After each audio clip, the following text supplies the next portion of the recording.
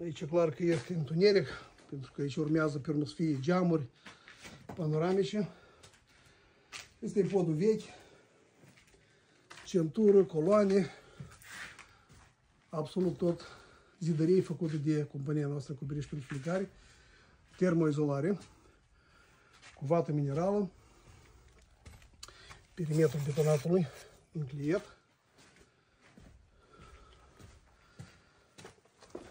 Aici e o mamă de mansardă, iarăși vor fi geamuri panoramice